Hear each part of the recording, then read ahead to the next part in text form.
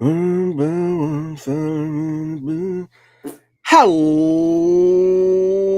everyone, and welcome to the NeverOpenPod, the podcast open to everyone except Rio Haiiwa. My name is Luke. I'm your host of the NeverOpenPod. All right, except his hair. All right, let's not get insane. Except his hair. My name is Luke. I'm your host of the NeverOpenPod, and with me, as always, is Mr. Guy. Hello, Mr. Guy. Hello, Mr. Guy. Hello, Luke. And goodbye to Rio Haiiwa's hair. Yeah, it's real bad. But you know what? At least it's there. So it's like a fishy's hair. If a fish had hair, that's a goldfish. That's the hair, I'd imagine. Okay. And that's the kind of level-headed analysis you're going to get today. The NeverOpen Podcast. As always. So, yes, we're going to talk about destruction in Kobe. But first, feels like forever since I've had to do this, Mr. Guy. Let's see if I can muddle my way through the bloody thing. Professionalism. All right, here we go. One by one. All right. There are ways that people can contact and interact with us if they wish to. Hey, we're on the Tweety. I am at Grumpy2EB. Mr. Guy is at Drucifer Tweets. And collectively, we are at NeverOpenPod. If you want to send us a written or voice email, you can do that too. NeverOpenPod@gmail.com. Also, if you've got any of that Sasha Banks money, kick it our way. We have a Teespring store where you can get merch that'll make you look never as fat. Also, you could see me. Hey, I did this actually all right on the intro today. Hey, I'm not so rusty as I thought I was. But you can see me pat myself on the back right now on the NeverOpen Podcast YouTube page. You can do that. And here I am. Hi. And welcome. Just look us up, NeverOpen Podcast. You'll see it.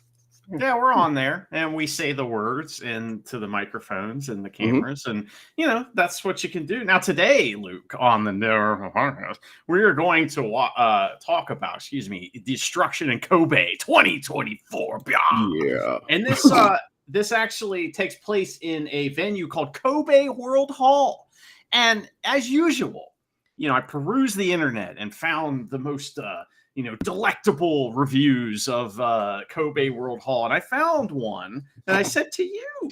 Yes, you did. And I'm going to read it out. Sorry to bother you. I'm a costume enthusiast. A friend of mine went to a concert at World Memorial Hall, and the leader of the bodyguards destroyed his belongings, insulted him, and kicked him out of the concert venue for taking photos. Because my friend didn't see the sign, my friend has a chronic illness, and this incident has had a negative impact on her health. I need help figuring out where to file a complaint and get in touch with the bodyguard's boss. Thank you very much. 1 star. Wow.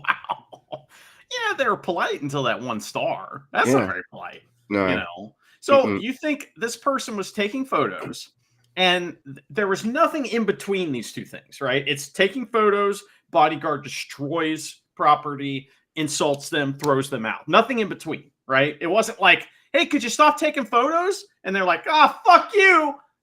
Like that didn't happen, right? Yeah, right. Yeah, exactly. This person gave them no attitude as well. They just meekly watched as they were insulted and had their belongings destroyed.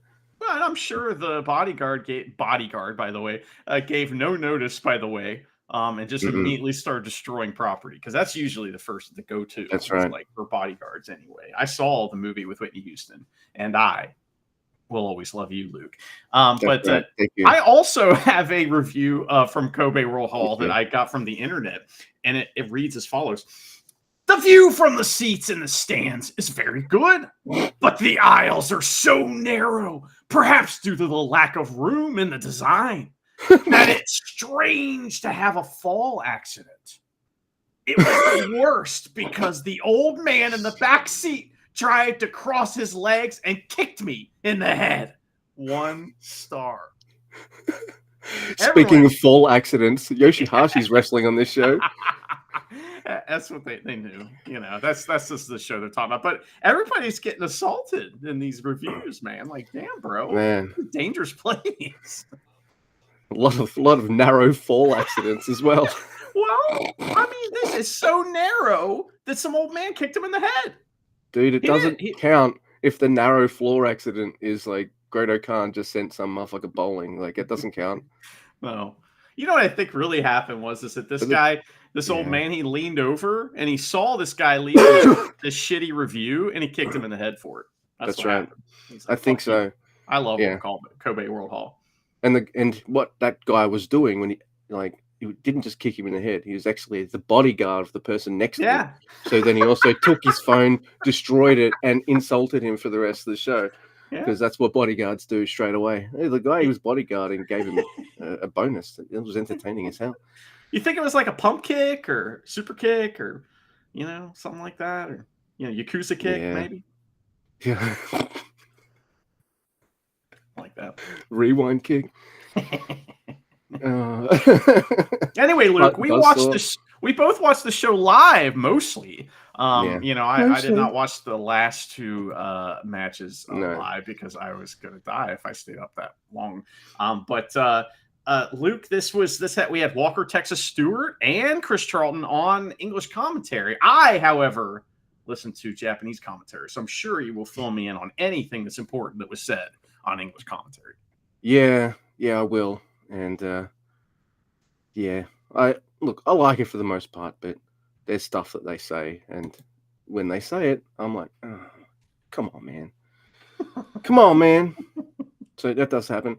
And this was on at 3 a.m. your time, so I was not expecting to watch this live with you. So I got home and I'm like, oh, maybe I'll just have dinner first and maybe watch a Rome or something. And then I get a message from you going, good morning. I'm like, yeah, I think I'll watch this live. Yeah, let's go. So we had some fun.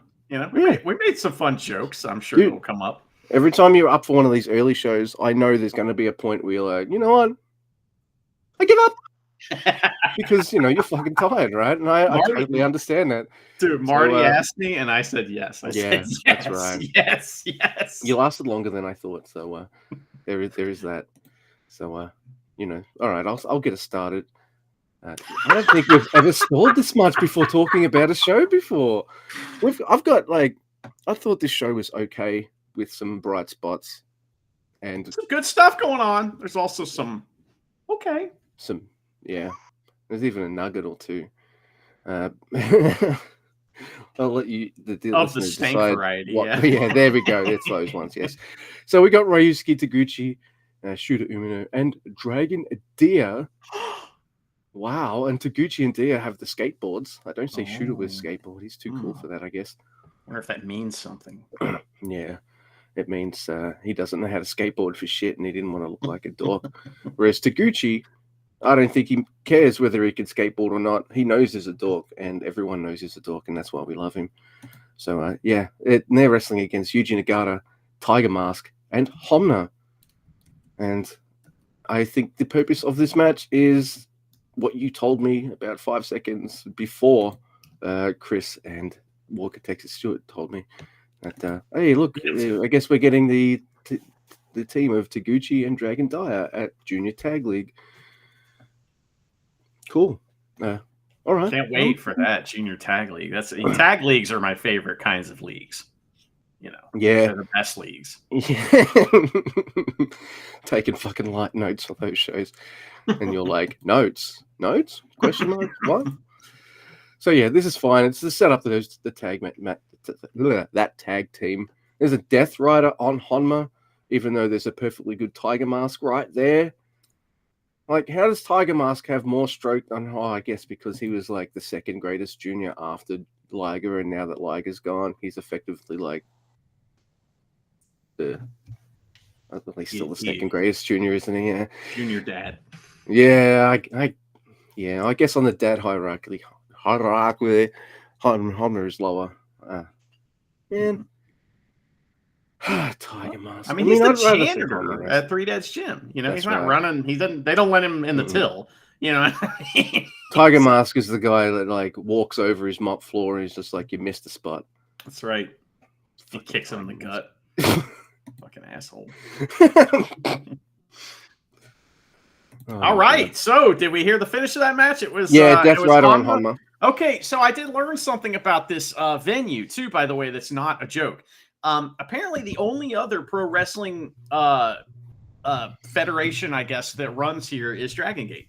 So Oh wow. Greg Dia had some kind of Dragon Gate title. So I don't know. It seems like that there's more. There's a bunch of Dragon Gate guys that are going to be on the Blue Justice show coming up. So we'll talk more about that next time on the Never podcast. But next, Luke, we have Tsuji, Hiromu, and Bushi versus Akira and Newman on the Cobb. And Tsuji and Cobb start and run the ropes, and Cobb does a leapfrog, and the crowd's like, whoa! And it reminds us how awesome their rematch is going to be. There's heat on Bushi, of course, in which Newman hits a snap suplex into a kip-up by landing in the position to kip up when he hit the suplex. It was dope as fuck. I've never seen that. That was wild. I hope that's like a permanent fixture in his arsenal from now on. Please and thank you, because that is awesome. So we get some really good stuff between Akira and Hiromu. Mota! Mota! Mota! And Akira says, I'll get some fucking Mota, bitch! And they get a big chop off. And it's awesome. I've got a baggie of oregano. Some nice combo moves in this match, too, for both teams. There's a phantom knee injury from Akira, and then Hiromu puts on a leg drop Indian Deathlock. Leg drop Indian Deathlock for the win. So it seems like he makes Akira tap out, but it seems like that this was a reason to like get Akira off a show or something, but I don't know. That was a weird finish, but man, there was like 2 or 3 really cool moves in that match. Yeah. Why do you have to write him out like that? I mean, like, he was one of your juniors, and he's from another country, mind you, that was there for all of the G1, just to help with preview tags and stuff. He was there like that whole time. You'd think he would be on Royal Quest too, unless there's something really wrong with him, Yeah. But I don't know. New Japan, fucking game. Yeah, what the hell? That's the only weird finish we'll have tonight, right? Like, yep, only one. Only one. Mm-hmm. All right. It's also really weird, right, to have LIJ out this early for any reason, right? Well, it's weird to me. I know they're main eventing like in the Never Open title match. They're main eventing twice, yes. And they main event the dark matches because Shingo versus Sonare is my main event with Doki Kanemaru with the semi-main because they're my favorite 2 matches, I guess. All right, I'm stalling a bit, but we got Gabe Kidd versus Hiroki Goto. Hey, Gabe Kidd comes out to Goto's music, and suddenly I like Goto's music a bit more because did you notice he was wearing a director's hat? Yeah, that was really weird. He had like a little beret on, and he sat in a director's chair for a second. He goes, "Come, follow me," and he directed the cameras. I was like, "Wow, Gabe Kidd, he's got a lot of range. I didn't know he could get behind the camera." Yeah, he's good. He's good from the front and in the back, behind the scenes too. So he comes here, he grabs the cameraman, take him out back, and look, Goto's been whooped. Oh no, this is awesome. So sad. And I'm like, wow, I can't wait to see where this goes. And it's a brawl in the crowd. All right, brawl in the crowd. Gabe's getting some revenge for Jake Lee, and I'm like, yep, all right, cool. And it's a short double count out. And I'm like, oh, okay. Well, I guess I don't mind the Goto match being that short. Cool. But I guess that leads us directly into the next match. I guess I'll take that too if you want. I'll be happy to take the next match. So Gabe Kidd wants to restart the match. And usually how this kind of thing works is that a babyface, all right, gets his ass kicked or gets stuck out in the crowd and there's a double count out. And he says, no, I am not going to let this crowd go home. They paid to see Goto wrestle, and God damn it, he's going to wrestle. And they say, we want a match, and we beg the refs, and the refs are like, should I? And then they fucking say yes. But Gabe Kidd's the heel here, and he goes, you know what? I want this match restarted. And we're like, what? But this time, it's no DQ. And you're like, oh my God, wow. I've just been really clamoring for the no DQ match between Gabe Kidd and Goto, but it's like I wanted Moxley to be on the show or something, but he was busy. He loves doing that. But he says, you take out my tag partner, I take your life. and they start fighting in the crowd, and the bell rings again. Goto versus Gabe Kidd, no DQ. Gabe sets up a table bridge, and they knock it off the apron while they're trying to tease a suplex through it. And that was funny. But they stay in the ring mostly with Gabe Kidd sliding out to get a fucking spike. So this is a new thing, right? And I guess this is some gimmick they're going to try to get over here. So he had set up this table in the corner. Goto's laying on the table, and I think this all goes wrong. I could be wrong, but I think it all goes wrong. So, like, Gabe Kidd runs over, and he's going to stab Goto in the fucking eye, which he misses because I was like, all right, let's see it. But Goto dodges with his, he's so fast. He just gets out of the way. And Gabe Kidd stabs it through the table, all right, which that's cool. But then he's trying to get it out, right? And he throws the spike away, and the table goes to the floor. And I fantasy dream book. Oh, this is unrelated, but it's funny. I fantasy dream book Goto with a Sandman gimmick, right? Where it's like everything he has to do is about sleeping. So he does a sleeper, like everything. He puts guys to sleep with a strike. Everything's sleep, and it's Goto the Sandman. So I just think that would be awesome. But anyway, he hits a GTW. He's off to Neverland. Yeah, exactly. He comes out to enter Sandman, exactly. He comes out with one of those like sleepy hats with the little pom-pom at the end, Star punches don't work on him very well. You really got to get it just timed just right, Fucking Titantron shows him kind of sleeping on the moon or something. He comes out with a hat, one of them like sleeping hats on, and the little like there's like the gimmick where you get the little trunks that like little like I don't know, the thing that opens so you can go poop in your those things. All right. He loses a match because someone stole his energy drinks and he was fast asleep. It's like, oh boy. Prince Valium is his like valet that comes with him. Anyway, so Goto hits the GTR gets the win. The match was not good. The psychology of the heel calling for the DQ match to make the fans happy is dumb. And then they didn't do any hardcore stuff, so it wasn't really a no DQ match. It was kind of stupid. So there was that. Chekhov's looking at this match and going like, the table is like just has a spike hole in it. Whereas, like, everyone else at New Japan's going to be also saying, like, hey, we can use this table again tomorrow night or the next show. You wait, either at Blue Justice or King of Pro Wrestling or something like that. One of them will pull a table out, and guess what? There'll be a little hole in it because this happened, like, a few shows back? Yeah. I think it's possible they could just throw a little cover over it and use it for English commentary, one of the microphones is all crooked because it's kind of sitting on the hole, Walker's he can't get it sitting right the whole. No, I'd rather it be on Chris's side. Yeah, Chris is like fiddling with it. He can't get it right all night. He's so distracted by it that he forgets to spoil things. But we're ideas people. Exactly right. Oh my goodness. So look, I'll give Gabe Kidd this. He tried to make this exciting as fuck. But I guess Goto didn't want to take no bumps. Goto took an awesome bump on a suplex. He took one. That was awesome, dude. Like, so far, the best thing I've seen on the show had been this awesome Saito suplex. So it was like, look, I took one bump. I'm not going through to the table. And Chekhov is weeping because it's just like, come on, man. I feel like he was supposed to go through the table instead of getting spiked. But I don't know, man. That was so weird. Like he ducks, but he gets speared into it or something. But maybe he pussied out. I don't know, man. But all I know is for a no DQ match, that was almost a normal match. They just didn't have to do the, nudge to the ref or anything like that. It was fine.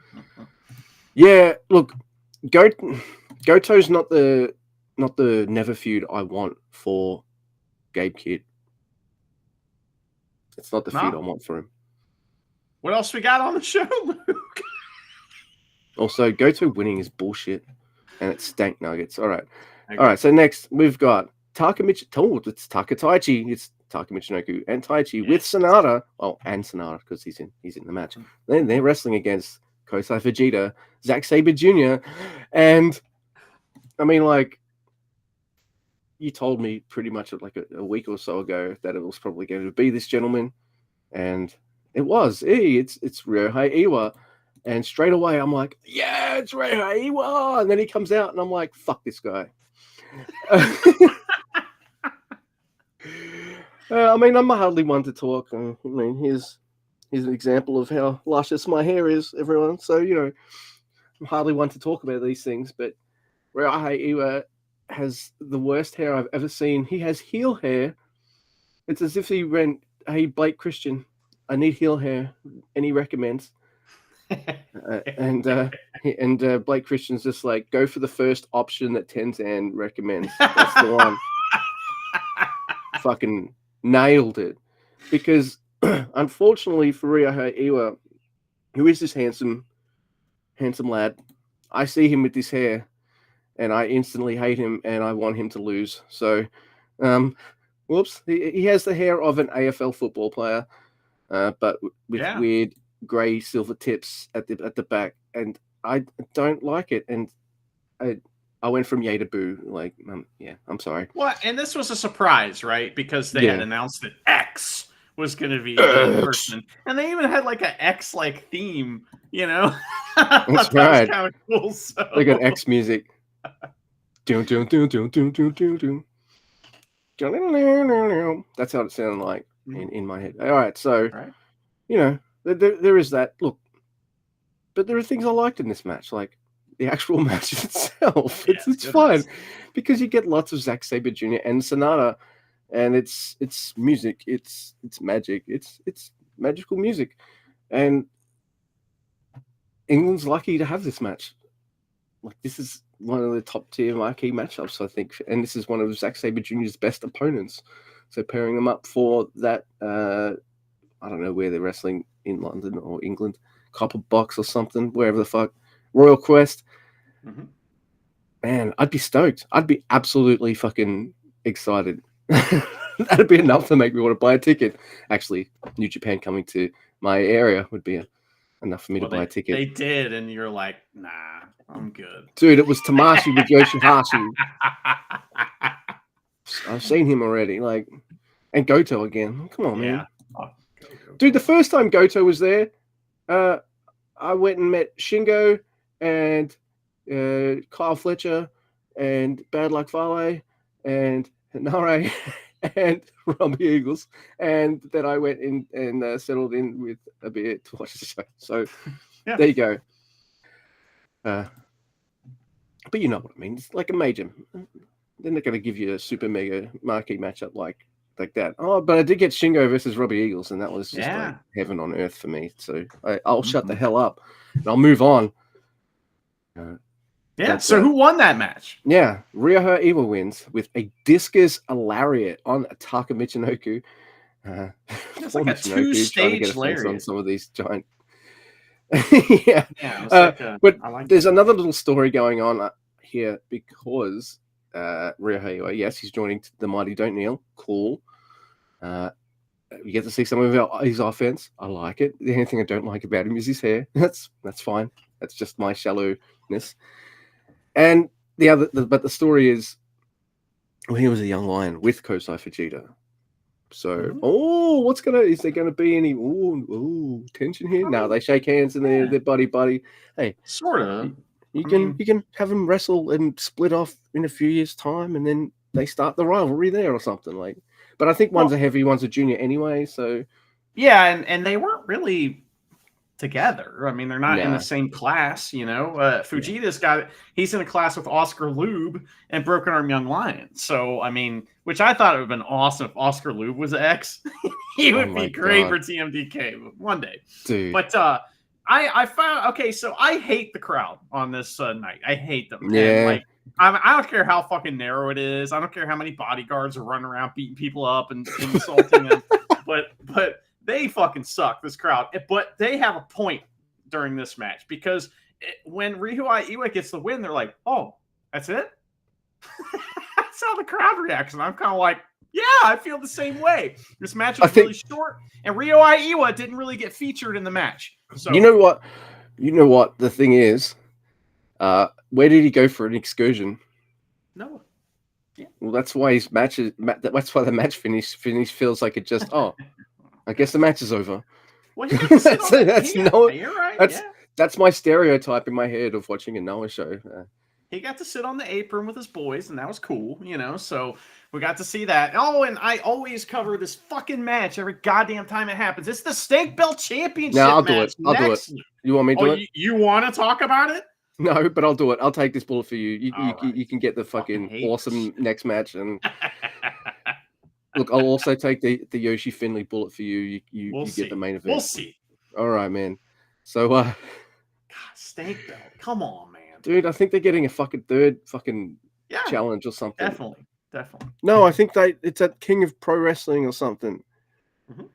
My God. Let's but talk this about time this fuck. You know what's that children's show that has that fucking song? This is the show that doesn't end. It goes on and on, my friend. Some people started, you know that song? I do. Yeah, that's what this feud is. I don't want Hontai versus House of Torture.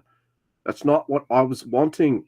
I want Evil versus Tanahashi. That's the feud. Can't do it now.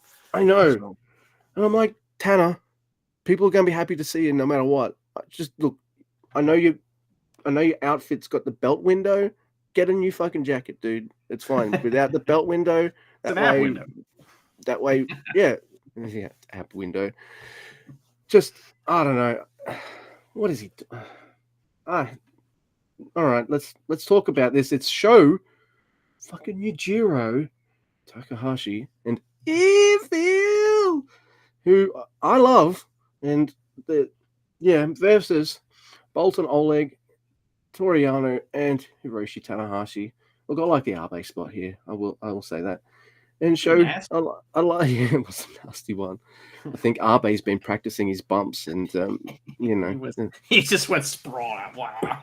You know what's happened? He's finally got his bump pay. Like he's finally just started to get it.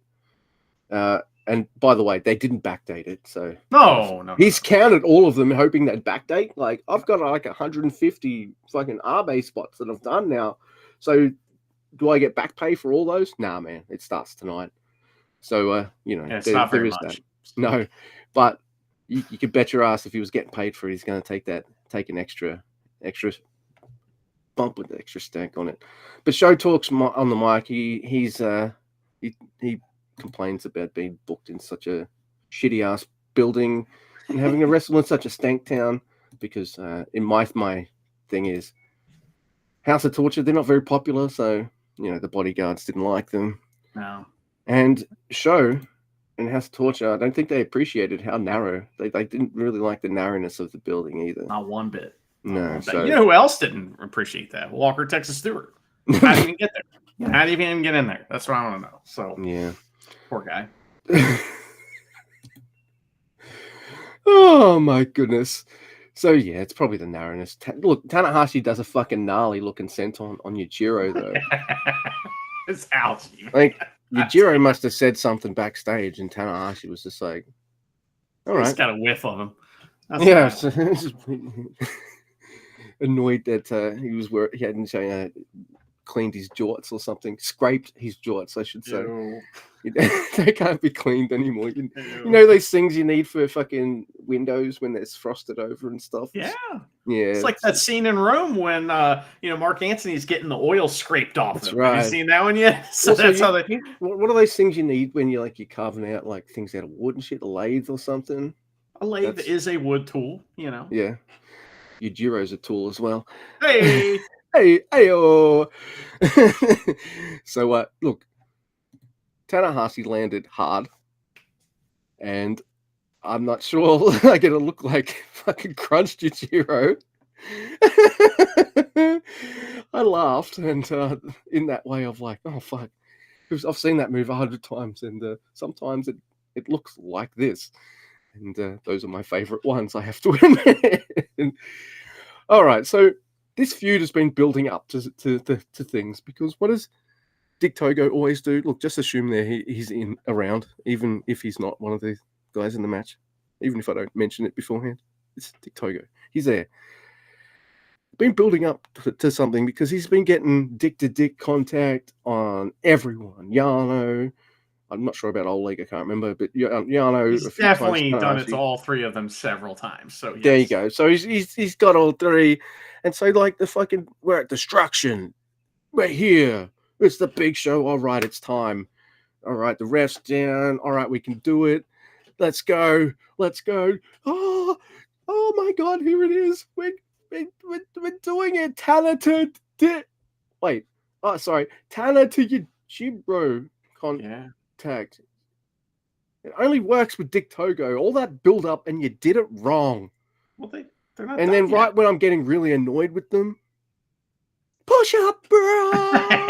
That's so funny. And I was like, fucking yes, finally.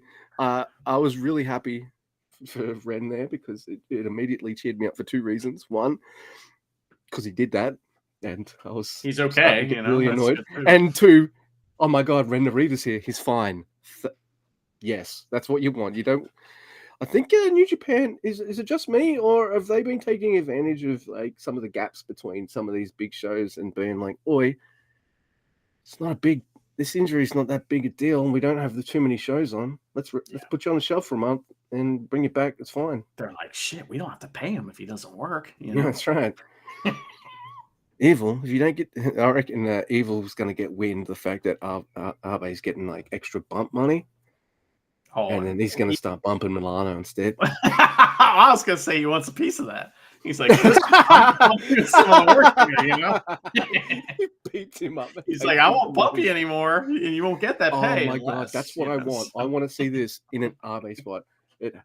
Maybe it's an extra big one, and what happens is somehow his wallet flies out and it lands somewhere where Evil pulls it out of his pants. He doesn't. It doesn't fall out. He Evil pulls it out of his pants. He opens it up. He takes all the yen out, holds it up, and then it just like stuffs it in his thing.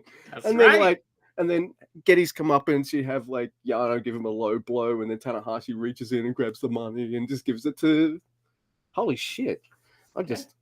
My fantasy dream. That's good, man. He shouldn't give it back to Abe though. He should give it to someone else. That would be funnier. So Tanahashi, he saves the money. He's going to give it back to Abe, but no, he gives it to Chumpy or something. No. See, now it has to be Yano who takes the money. Okay. All right. So Yano, low blow. He takes the money. He looks at Abe, counts them. Then he counts the money, and he's like, "Ooh!" And then he sees Tanner looking at him with this look on his face, and then Yano's just like. And he gives like half to Tanner, and then Tanner's just like shakes his head. Oh no! And then Yano has to give him a couple more, and Tanahashi's like, "I'm the president," and he hands the whole thing over. And then he gives it back to Abe. So okay, I got you. Well, what else actually happened in this match? We're goofing off. Oh my goodness! All right. El Phantasmo, he comes out to help, and he comes out to help Hontai and get some revenge on House of Torture. And I love ELP, but I'm kind of bummed out. He's still in Hontai. Yeah. I would rather see him in, I don't know, any other faction. A cool one. That's laying next to you among the many other dead horses at your feet. You got Yujiro's jorts down there. I reckon what happened is Shingo went up to Naito and he's like, "Hey, can we bring my son into LIJ?" And Naito was like, "Nah." He's like, "You have a kid?" Naito does not watch the product, So ELP runs in and saves the guys, right? That's right. And what happens after that? And there's a high fly flow on Yujiro, and House of Torture lose again. Lols. And El Phantasmo, he shakes hands with the dorks, and they're all friends. El Phantasmo, he's this really cool guy, and he's so cool that he's willing to hang out with the nerds and stuff. He does. He points at the line mark and he says, "This is my home," in like broken English. And Tanahashi responds and says, "Welcome home," in better English. And Tanahashi was so fucking fired up that on the way out, he's like, "You know what, Kobe? How about a little post-match concert?" And he plays a little crappy guitar on the stank belts, which sounds terrible. By the way, the tone No. and the sustain on the sync belts is bad. So it's real bad. It's like you don't want to play the brown note when there's fucking like so many people in a narrow confines, like, right? Did you know that the sound that Eddie Van Halen is known for is called the brown sound too? That's what he named it. So there's a lot of brown going on around here. So anyway, Luke, let's talk about a match we liked and thought was awesome. It was the junior title match, and we had a junior title video package about how awesome Doki is and how Kanemaru is just a fucking piece of shit. And so here we are. It's Doki versus Kanemaru for the title. Taichi and Sonata are out with the champ. Fucking Kanemaru's got no friends. He's just got these assholes to hang out with them. We'll see if they show up or not. Hiromu's on commentary too, and Doki's already selling his leg before they even lock up. He's like, is this leg okay? And we all know what's going to happen here. Kanemaru's going to try to take Doki's legs and wear them around as trophies. So he goes for the leg right away, but Doki's feeling good. He runs all over the place and he beats Kanemaru up. He knocks him to the outside. On the outside, Kanemaru hits a double super knee smash with the cross leg modifier on the floor. Fuck Kanemaru forever. I was so mad. That was awesome. So knee smashes are awesome, and he's making me hate them. Fuck that guy. So, remember how Doki would wrestle like it's the main event, even though it's just like some random tag match because he's a jobber and he wants to get his shit in? Well, he's doing that, but like now he's the champion. He's selling like. But it is a leg destruction clinic from Kanemaru at Destruction. He uses the ring post. He uses Kenta Sato. He uses everything at his disposal to destroy Doki's leg. And Doki mounts a comeback and gets barely any reaction for hitting an amazing one-legged acai moonsault. I hate this crowd. They finally get behind Doki, but he has to like be beaten into a pulp before they're like, oh, okay, we kind of like this guy. Fuck them. So Doki chokey, but Kanemaru turns it into a jackknife pin for 2. He throws Doki into the ring post awkwardly and hits a super knee smash on the floor for a countout spot.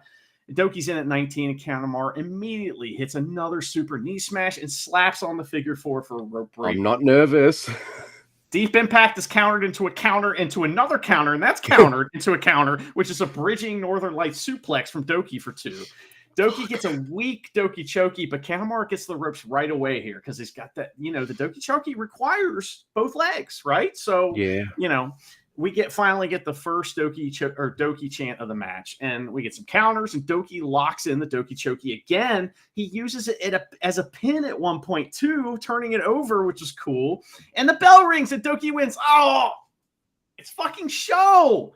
And I noticed something interesting in this match. The juniors are only facing the juniors, meaning like if anyone's going to come out to help Doki, it's going to be another junior. If anybody comes out to help Kanemaru, it's going to be another junior because we got junior tag league coming up. Junior stage. We're setting up mini feuds for sure.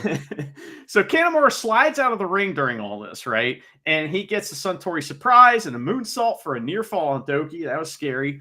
Bridging German is followed up by Suplex de la Luna, but it's countered by a figure 4, which is neat looking.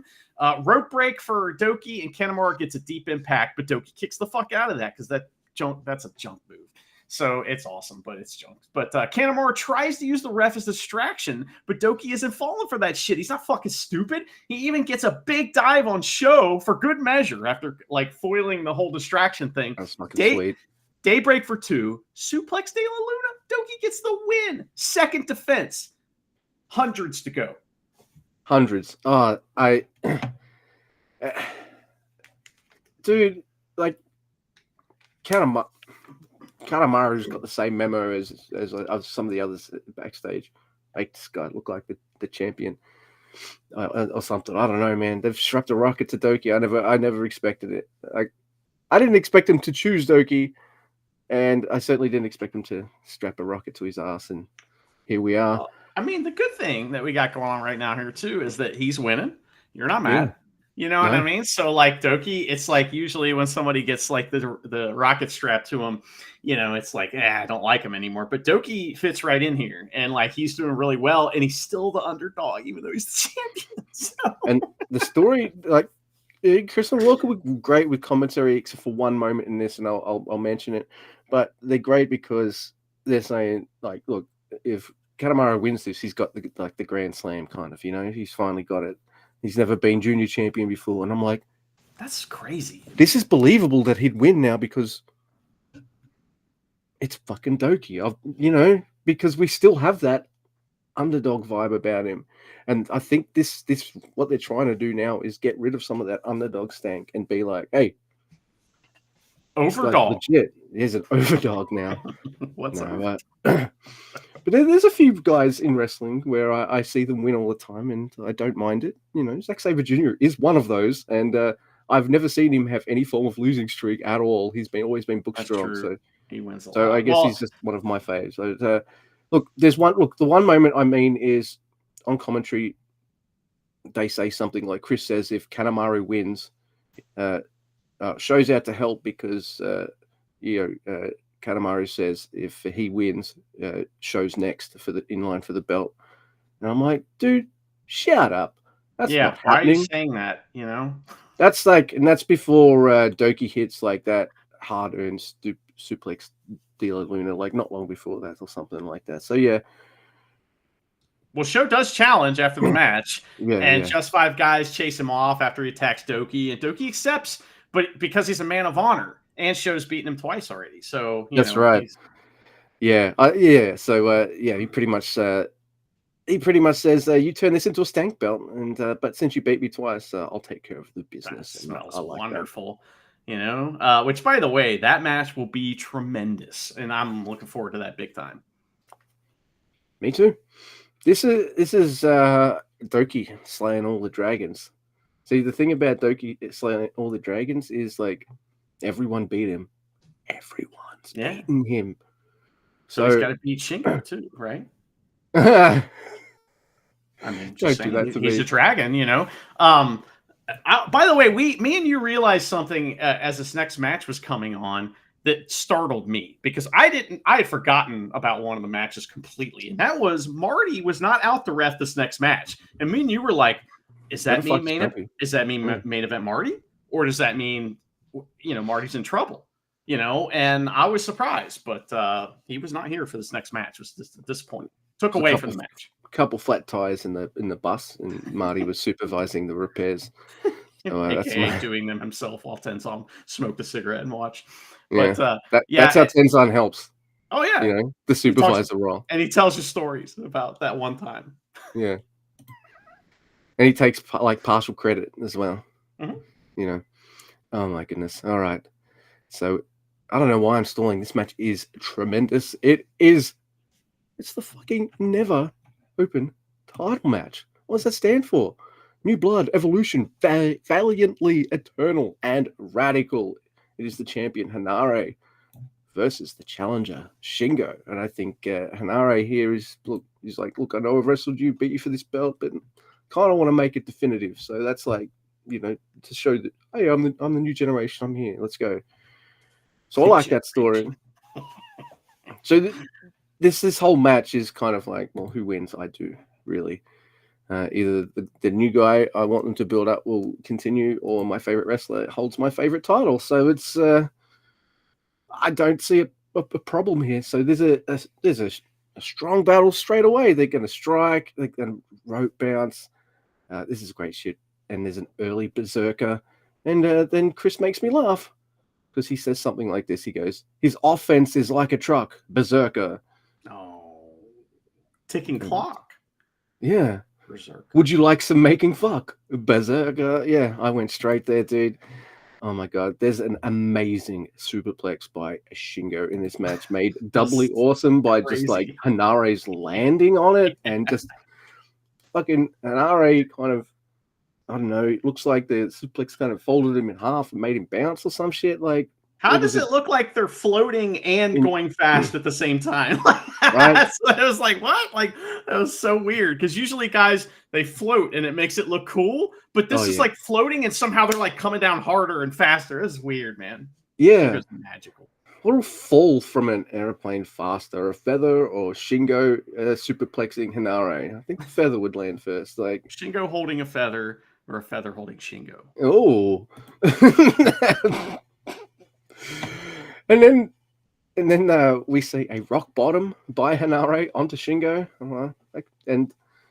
I was disappointed that neither of them lost their minds and went rock bottom, rock bottom. That's just what I'm used to. They call it something else. I'm like, come on, man, call it what it is. You know, that's America bullshit. Yeah, I don't mind. Anyway, Hanare, he gets an Ultima on a heavyweight. What? Yeah. He actually got it on. Kato? This match is fucking awesome. And at first, to me, it feels, in a good way, it feels greatest hits. Like, the start to almost quite to the halfway point, it feels like, all right, I'm loving this, but this is stuff we've seen them do before. But when Hanare traps the arms like he did before with Shingo, like Shingo, you know, when he fucking won the title, he did that kind of trap the arms, headbutt, Streets of Rage. Then he goes for that headbutt again. Shingo's ready for him. I'm like, here we go. That's what they were building towards. Let's do the greatest hits. And then suddenly here we are with the, you know how sometimes a greatest hits album also features their new single? You know, it's kind of like that, I guess. But there's like a couple singles. The new single's good. You know? Yeah. Yeah. That's true. And I'm like, oh my God, Shingo's ready for it. And then just from there, it just builds and builds. Edge of my seat. And it's funny to me because I say it all the time, Shingo's my favorite wrestler, but I don't mind seeing him lose because it doesn't matter what you do. Shingo's the man. He's just the man for life. So yes, he's rocking the title there. He's the framed Never Open title. They can't see it yet. Oh, now they can see it. There we go. Oh, you have to talk, yeah. Mm-hmm. That's right. Because you can't figure it out. I'm glad we don't have them both going at the same time, because when you're talking, I'm picking my nose. And I think Andy's used to that. So I'm thinking, all right, that it's also around that point when Shingo's like, I'm ready for your tricks now. I've got you. So I'm like, okay, I think Shingo's gonna win this. But they've got me. I'm on the edge of my seat. I think it can go either way. And then the finish happens, and I'm like, is Hanare okay? It turns out he's fine, because the last of the dragon, there must have been something wrong with the momentum of it or something. And because Hanare he comes down and lands on his shoulders and neck. And he didn't rotate all the way. You know? No. So the landing's gnarly. It looks fucking painful. Like the Last of the Dragon is one of those moves that looks like it hurts, but hopefully it doesn't. It's the kind of move that looks like it could go terribly wrong, right? That's why it's scary, is because it could go terribly wrong, and if it does, holy fuck! And it went a little wrong here, and holy fuck, right? So as I'm thinking, like, I hope Hanare is okay. 1, 2, 3, Shingo becomes the champion. I was kind of hoping for just like maybe one more kick out or something like that, and then I saw that landing. I'm like, oh, but Hanare's fine, all that kind of stuff, and Hanare gives him a bit of respect at the end, and so they set up for another match. And what do you think? I know you probably don't care either way. Are you happy that would you have liked the title reign to go on a little longer?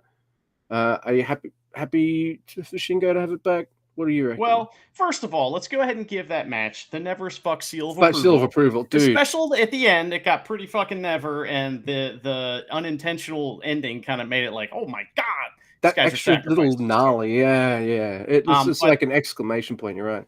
But as far as like the direction of the title, I like this a lot more than Hanare keeping the belt. I am not poo-pooing Hanare. I like Hanare as a wrestler. I really like his style. He's helping us. I mean, me and you are carrying on the Never, tradition, and of course, and so he's helping us with that, which is awesome. So I like him as a wrestler a lot, but I'm not not a huge fan of him necessarily, as far as like I want to see his singles matches all the time. I know what his singles matches can be, and they can be awesome, but only versus a couple guys. You know, it's like he's not. You know, it's like, and we haven't seen him versus ELP or something like that. You know, we don't get to see him versus a lot of variety of opponents in singles matches. So I'm still, he's not my favorite wrestler. You know, I don't hate him. I don't like not like him. You know, I think he's good, but I'm definitely more invested. Look, I feel like I love this match, but maybe it would have been nice for Mass to see someone else have a challenge, like Shooter, Ren, Yoda. I know they've got other feuds going on, but you know what I mean. One of those three. There's heaps of guys that could go for that belt. Some other guys. Well, I don't know. There's heaps of ways they could go. So I think if they put him in opportunities to have singles matches with a more variety of wrestlers, which they did that in the G1, well, that's everybody in the G1s. I know, but yeah, I don't know. He wrestled Lij his entire reign. I think it's a good thing that he's lost because a never open title's hard to keep. Now he realizes that. So in storyline, he's just like, man, it was hard to get. Shit, and it was even harder to keep that. He isn't like a lot of first-time never open champions who win the belt and don't defend it at all. You got to beat Hiromu. Like, I don't care if he's a heavyweight and Hiromu's a junior. That's pretty good. Mean, it's okay. And now you give him a story to kind of chase it. And that's fine. Kind of one thing also to defend the wrestlers is this crowd fucking sucked ass. So like, okay, so remember their match at Kurgan Hall? Well, like the fourth guy in the ring besides them and the ref was the goddamn crowd that made that match. Like, I mean, it just pushed them and they pushed the crowd and it was like this magical thing that wasn't necessarily happening tonight on this show. And so it was like a missing element from a lot of the matches. So that's another reason why I didn't like it. But Luke, I would like to talk about the next two matches if you don't mind, because I watched them later, and the next one is one I didn't realize existed until it was like, oh yeah, it's the global title global title match, right? And there's a video package all about how Yoshihashi fucked up, but also he beat good wrestlers a few times. Yeah, so there's that. You know, Kenny Omega that one time, and he beat Will Ospreay one time. You know, so. Or something. But anyway, so the match is Yoshihashi versus Finlay. No main event Marty. Where is he? You know, I was worried. No, he's here. You know, he's semi-main Marty. So I was pretty happy. So Finlay is trash talking in hilarious fashion to start the match, and he's very disrespectful. And Marty shows his dominance over Finlay by stopping him punching Yoshihashi. So that was fun. Marty then buries himself immediately after that and counts a foot pin. All right.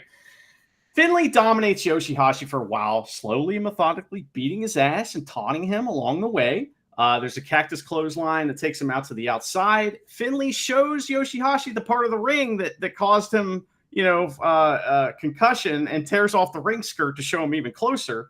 But Yoshihashi stops Finlay's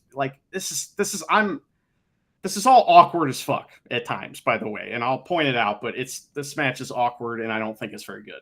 So anyway, he goes to send him into the ring and Yoshi gets his foot up. Oh no. So he instead hits a running, they go up the ramp and Yoshihashi hits a running drop kick, on the ramp, which is fun. He sends Finlay into the ring and then hits a dive on Finlay. That was cool. Yoshihashi hit a toe pick on here over the ropes on Finlay, and it looked pretty good. He almost Fujita himself, but it was far enough away that no one noticed. So we'll allow it. Also, I'd just like to point out that I was listening on Japanese commentary, and when Yoshihashi hits the blockbuster, the top rope, they call it the headhunter too. Every one of those moves are the headhunter, whether it's in the ring, it's on the top rope. So he hits that top rope headhunter on Finlay. Just English commentary calls it a blockbuster. And it's like, it's not that. So and that's offensive to buff the stuff. So anyway, we like so he hits stuff. That. That's why we watch And wrestling. then I got terrified because one of the most comfortable and scary looking holds in professional wrestling is the butterfly lock. And Finley barely escapes getting it put on him, man. And Marty's screaming at Yoshihashi to get back in the ring at one point. He doesn't listen. So Finley spears him into the guardrails after botching, throwing him into the ring post. So he tries to pick him up and throw him into the ring post. And this is where the match is fun to watch because you see like David Finley just being like, all right, I'm just going to put you where you need to go.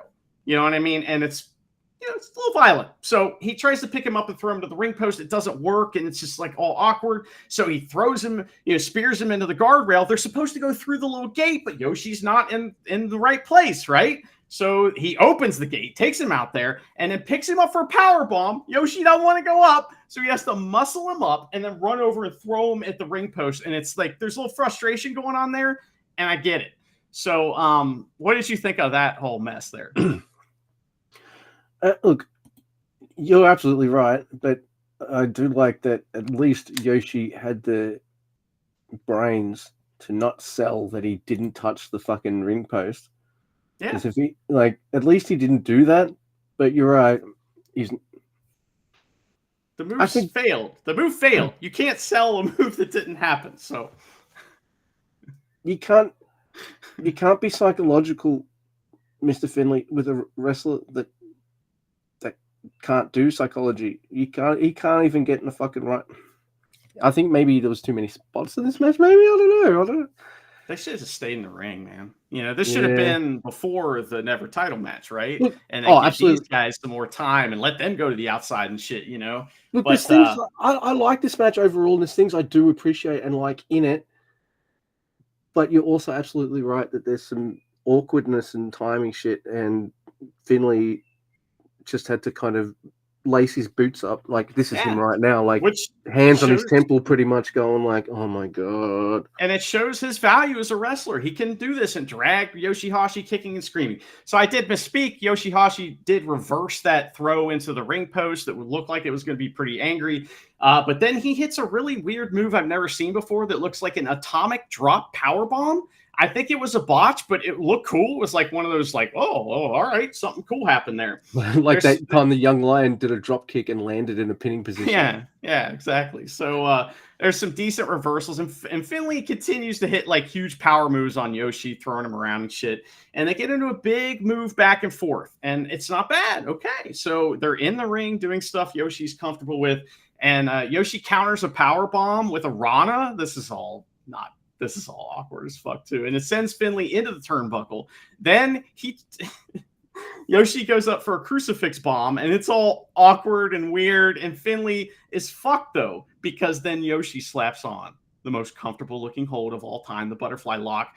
And this is weird too, because Gato slides in the shillelagh at this point, but Goto appears to stop him, but he's late. All right. So I don't know if he's too late or if that, I don't know what was supposed to happen. I'm just saying, like, it just doesn't, the cameras aren't switching right. I missed this whole thing, like, didn't work, right? So all the while, Marty's looking Finley right in the eyes and asking him, yep. And this is what to say? This is like Finley needs to get to the ropes. Oh, that's motivation for him to get to the ropes. There's a brain buster and a tope or top rope somersault senton from Yoshihashi. That was cool. And then this is really cool. That was a loose explosion. Yes, there you go. Loose explosion. Forgot about that move. Sorry. I forgot all about that, which he should have kept that gimmick because it's way better, even though it's the dumbest thing ever. And I don't even know what it means. But Finley counters a karma, all right, by flipping through like Stun Dog Millionaire style. Oh. And that was awesome, right? And into oblivion, Yoshi kicks out. Yoshihashi kicks out after a power bomb. Overkill. Finley finally wins, obviously. Overkill. And Goto protects Yoshi from a beatdown. And he stands up to Finley. I am the mad. I don't want that feud either. I didn't like this. I'm not mad about it, but man, it was just not what anybody wanted. So I liked a lot of this. I like David Finley's offense a lot. I like that he everything you said. I like that Yoshi at least tried to pull out some moves that he hadn't done for a while and kind of dig deep into that well and all that kind of stuff. So there is that. so there's things I do appreciate about it, but you're not wrong with a lot of your criticisms of it either. You're thinking about the timing, that not only was his time, Yoshi's timing wrong, but Goto and Gato with the Shillelagh's timings What was happened wrong. there, right? My That was theory weird. is that Yoshihashi's missed times also like gets everyone out of sync with the space. It's the reverse rub. Yoshi So, gave him the reverse rub. Yeah, so wrestling against Yoshihashi is like if you're doing like something like this where you're talking to someone online and you can hear what they're saying, but you can't see their mouth move yet. And then you see their mouth move. It's like that delay, and it kind of like trying to time it, and it kind of fucks with your flow of what you're trying to say because you're just so distracted. I think that's the Yoshi effect. Like, yeah, that's pretty good. It's good. It's right. Yeah, this match was fine. There's things I enjoying it. I'm not gonna lie, but I also would have put this maybe after Gabe Kidd and Goto, and before Takataichi and Sonata. Yeah, you could have run those matches into each other, you know. Because I've just watched two awesome matches in a row, two fucking incredible matches, and whilst I did enjoy bits of this match and things like that, it's a downgrade. Yeah. Well, let's get through the main event, the IWGP Heavyweight Title video package, and we get it's the recap how Great Khan beat the champ in the G1. Listen, Luke, can you imagine how revitalized the rural areas of Japan would be if Great-O-Khan won the title? The denizens would be very happy. They'd have too much food. Yeah, the lemons. The amount of lemons would be outrageous. So, but the main event is Naito versus Great-O-Khan in a match that is like, it doesn't matter to me that I know Great-O-Khan's going to lose. This has a lot of good stuff in it. Let's get through it. All right, I'm sorry, I shouldn't react. I agree. This is what we wanted for him, right? So, right. Do something cool with Great-O-Khan. Give him a main event spot. So I like the beginning. Great-O-Khan brought his real sword. I thought he would get a more cool like entrance with, you know, like in other big matches he's had like United Empire outflanking him, you know, as he comes out, and it's like this big fucking deal. They didn't do that here. So, but there's big chance for both guys. Great-O-Khan takes as long as Naito to peel off his entrance gear, and I'm like, okay, I love this. This is tit for tat stuff, right? Man, we'll talk about the finish and how I'm not happy about that tit for tat going a little too much tit. But there's a pose off kind of, all right, like exchange that doesn't feel very natural at the beginning. And then they do a bunch of awkward mat wrestling. And a bunch of this match is awkward mat wrestling that's like, I don't like this, you know? Naito gets the upper hand, of course, and Great-O-Khan decides, you know what? I'm going to go fuck your leg. I saw Kanemaru. He almost won. So I'm going to go with this one. And he uses a bunch of wacky leg holds on Naito, and he gets a very, very mild reaction for the sit in the corner spot. Naito foils a knee smash and attacks Great-O-Khan's leg. Just kidding. He goes right for his neck. And Great-O-Khan gets an arm drag and some monkey flips and a tiger suplex for 2. That was cool. And nice. He goes back to fuck your leg. Naito hits a DDT, like the tornado DDT, and Great-O-Khan bumps out of the damn ring. It was so awesome. So great. I'm talking myself out of hating this match. So Great-O-Khan takes a dope bump too over the guardrails. There is a bump that looks terrifying and awful. Like, oh my God, but he didn't even touch the guardrail and he barely touched the floor. It was like, wow, that was a bump right there. I love that, man. So he takes that dope bump and then they fight up the ramp. And that had already happened in another match too. So neck breaker on the ramp from Naito for a countout spot. And Naito hits his dreaded elbows and gets the leg Nelson for a Great-O-Khan rope break.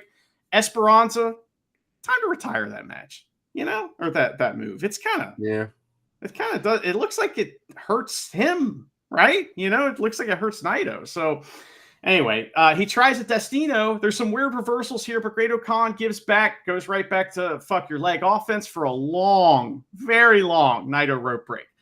Doesn't have the drama, you know, that you would want in that big, long main event rope break. It just doesn't. And I don't know why. I don't like the crowd. I'm upset with myself over this. So they trade big strikes and roll-ups. Great-O-Khan hits a straight right punch, though, for a double down.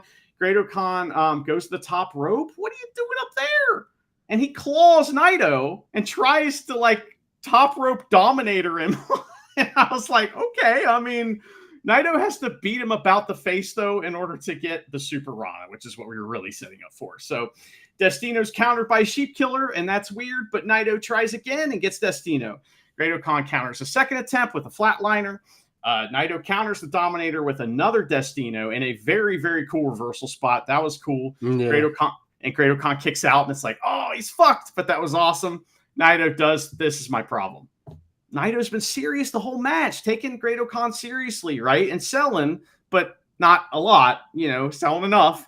He does Great-O-Khan's pose, making fun of him before he hits the final Destino and wins. And I was like, oh, don't do that to Great-O-Khan. He's not a joke, man. In this situation, he's not a joke, but they did that. It's the stuff that happens after the match that's fun. But what did you think of the main event, Luke? It was all right. Look, by the way, Yoshi versus Finlay was the first match to have a replay in it, and it was Yoshihashi's fucking dive or something like that. And I'm like, all right, Yoshihashi getting the first replay of the night. That's sweet. I guess. Look, this match was. I think my positives in this match are Great-O-Khan. I like how he bumps. I like his offense. And I don't know. I don't think I've been gelling with Naito that much lately. I don't think you have 100% either. It's true. We've even said some of his matches have just outright sucked. I don't know. Is this a top guy thing or an age thing? Is it both? I don't know. Is it none of that? Or there's some effort thing going on here a little bit. I mean, this is a way different Naito than other times he's been champion. You know what I mean? And so, I don't know. It's weird. I don't like it. I hope Zach wins. Me too. Is that what this is? It's just like, if that's what this is, that's working really good. Yeah. Yeah. So, like, I think Great-O-Khan walked into this match thinking, holy shit, I'm in a world title main event. I'm going to wrestle like I am. No matter what. I'm going to take crazy bumps. I'm going to do my offense and stuff. I think that's what he went out to do, and I think he was successful. I think all your positives, or most of the positives, which, almost made you change your mind mid-review, were you just going like, man, just watching this guy move, this is what we want. We want to see top guy main event Great-O-Khan, and I think we did. Unfortunately, he was top guy main event Great-O-Khan versus this particular version of Tetsuya Naito, and yeah. I hope Zack kicks his ass, to be honest. Yeah. Well, that's so Zack Sabre Jr. comes out to call Naito a dickhead, right? And pimp their upcoming bout at King of Pro Wrestling. But then Shingo comes out. And I turned it on the English commentary so I could hear what was going on. He challenged like Zack for the title spot, like the title shot spot. He's like, no, I want to challenge you for the, chance to challenge him. And I'm like, what the fuck are we doing? And then Riho Aiiwa comes out and makes it all make sense because he's like, no, you got to go through me before you can do anything else here with TMDK. So he challenges for the Never title, which I'm excited to see. That's awesome. That's what we want here, right? And then, Zack gets to call Naito a dickhead and they have their standoff. It's a weird way to get to where we got, but here we are. And this also, okay, so I guess this also helps solidify Riho Aiiwa as a member of TMDK. I see why they did that. Okay, I get it. Yeah. So, at the end of every Never Open title match, what's the most important thing on my mind? Well, who's the next challenger? And at the end of the night, answers that. And I hope Shingo hits him so hard his hair falls out.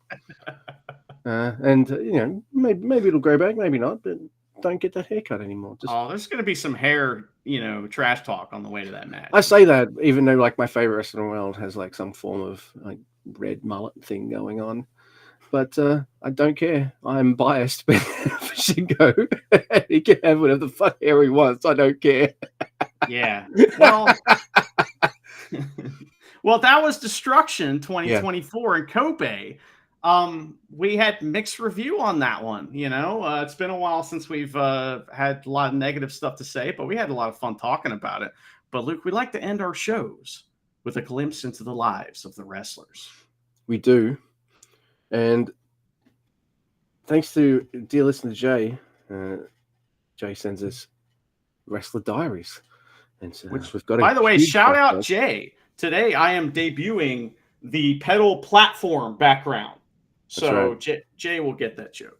They don't spin, but they're there. So that's right. You could put one on a fidget spinner effectively and a stick. I could. All right. So anyway, this is episode number 140 called Pillar and Wall, and it is a diary entry by Yo. Oh my God. Okay. It's been a while. These are usually good. It's been a while. Yeah. That's just a knee-jerk reaction. If I hear that. It's been a while. I know. It's my fault. Yeah. We all hate it. I hate myself when I do it. Everyone hates me when I do it. It's a roll. I can't help it. You're fine, Luke. It's muscle memory at this point. May 30th, 2024. It's late afternoon when I look at my room, which is full of stuff, and wonder if I could redecorate, or rather, organize it a bit more. I search on the computer for some suitable organizing shelves while drinking afternoon tea. You gotta be kidding me. Fucking boring cunt. Sorry, did I say that out loud? Even if I try to I don't drop many of those, so that's going to be an episode. Remember, I'm very Australian right now. Even if I try to organize my belongings, I don't have the shelves to store my things, and I also have to make space for them. So shelves are a must.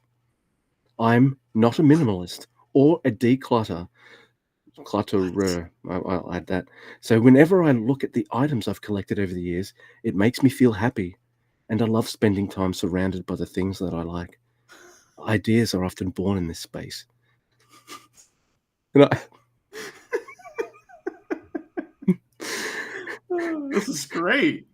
And I often like to daydream here before daydream here and bring these ideas to the ring. What color is that fucking room? Is it white? It's awful. Beige? Sure. Oh my God. Do you have like fucking 30 wrestling dolls all in weird denim outfits that you've made for them? He does. Oh my God. Fuck. I continued my search and came across a shelf that was a reasonable size and price. After reading the specifications and product description, I confirmed that it was strong enough, so I clicked buy. Above all, I was impressed by the claim, easy to assemble. What is this?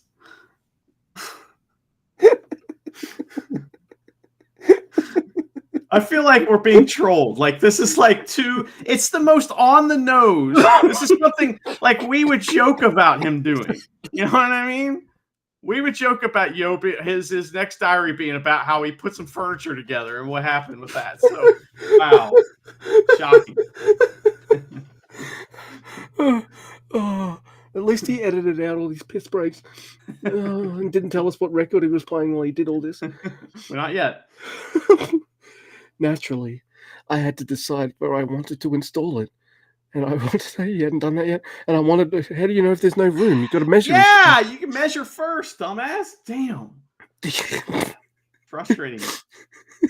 Can't go on. Naturally. Lion face. Lemon face. Ooh, all right, we're good. Naturally, I had to decide where I wanted to install it. And I wanted to place it so it would fit between the protruding column and the wall. This would definitely make the room look much tidier than it does now. Fortunately, this shelf was just the right size. It would take a few days for it to arrive. So until then, I worked out, read books, went to the cinema, went to the record shop, sewed on my sewing machine, and spent my days making good use of my time. He lived his life. Awesome. Wow. That is outrageous. While I waited for my shit to arrive, I did stuff. Yeah, and like I love that the shelf showing up, which by the way, I mean, I just bought shelves too. So this is, I mean, I could have wrote you a whole thing about this whole shelf thing, but I didn't. But I think it's just funny that the main event of his life now is the shelf coming, right? Which I can get behind that a little bit. I was pretty excited when these showed up, you know, but all the stuff that happened in between wasn't like, you know, a footnote to my life. What about like I went out with fucking, I don't know, Hodmer, and we had fucking bagels. You know, Yeah. weird What about American I knockoff wrestled? place. What about I wrestled? And I hung out with other wrestlers and we talked about How's your wrestling. rehab going, dude? Like some important shit like that. Like, how are you? Not what the fuck? What the fuck is this? Then a few days later, I returned home from the gym to find a cardboard package. I took it to my apartment, opened it, and was face to face with the shelf. It looks very nice, doesn't it? The matte finish, the texture. Online shopping is a bit of a gamble because you don't actually see it in person. But this has been a great decision so far. That was a keen insight, by the way. You know, like, wow. I immediately started assembling it, reading the instructions, but I soon got stuck. I tried reading the instructions, but I didn't get much further. It's not that difficult or anything. It's simply that it's difficult for one person to assemble it, and injured people would definitely need 2 people to do it. Now what should I do? I wish there was someone who could help me, but it's hard to find someone to help during the daytime on weekdays. So I contacted a man who seemed free, and he came right away. His name is Master Wato. He is a nice young man. Crossover. Thank you. I'm sorry. No. Fuck you, yo. You're injured, so you realize you need help. So you call someone else who's injured. Who's injured. So if you're injured and you need one person to help you, if you're both injured, do you need 3 people to help? Yes. Dude. I can't wait to hear where this goes. And Wato thinks he has better things to do, but he's a very polite, nice young man. Well, he's got to go. That's a vet telling him what to do. You know, I remember one time I had a vet wrestler pull rank on somebody, and like my buddy Dean always rode in the right in the passenger seat in the front. And one of the other wrestlers tried to get in there, and this fucking wrestler that was just wrestled more than him and is older was like, "Man, Dean sits in that one." And pulled rank and said, "You sit in the back with me," like that. And we were like, "You got to do what older wrestlers say." That's right. Really important. They freak out if you don't. Have you seen my knife collection? You know I'm old school, right? Yeah. Old school. Get out of here. All right. Let's find out what happened next. This has been one of my favoriteest diary entries of all time. Oh, I fucking cried. When the 2 of us got to work, the difficulty I had just simply vanished. In no time at all, the shelf was installed. Well done. Thank you very much. I told Wato where I wanted to place the shelf, and he lifted the rank and headed to the spot I indicated. When he tried to put it in the place I indicated, and to my surprise, it didn't fit at all. Why? I picked up a measuring tape and measured the width of the column and the width and found that it was narrower than the width of the rack. Ugh! A complete measurement error. I should have measured properly. No fucking shit. Man. Keen eye for the obvious, this guy. Should have fucking rung Ishii. I use incense, obviously. She's like, I measure first. Yeah. I imagine just Ishii's just like the fucking Ron Swanson of New Japan. Yes. Yeah. Like, right? Very much so. That's apropos. Thank you. A complete measurement error. I should have measured properly. This is not the way to be organized. It's just more baggage. When Wato saw the look of impatience on my face, he said, "Looks like your organizing has been shelved."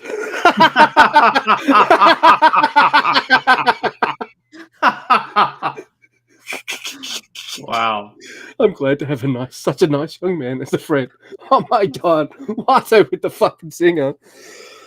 That's great. He probably is going to have to pay for that, though. You know what I mean? There's going to be a fine of some sort. Oh my God. That was absolutely wonderful. Thank you so much, Jay. Is that the end? Yeah, that's the end. Oh, wow. That was hardcore, man. Yeah, but if we see in the future, like a year from now, you know, Yo and Wato are wrestling and we see Yo stiff Wato, we know why.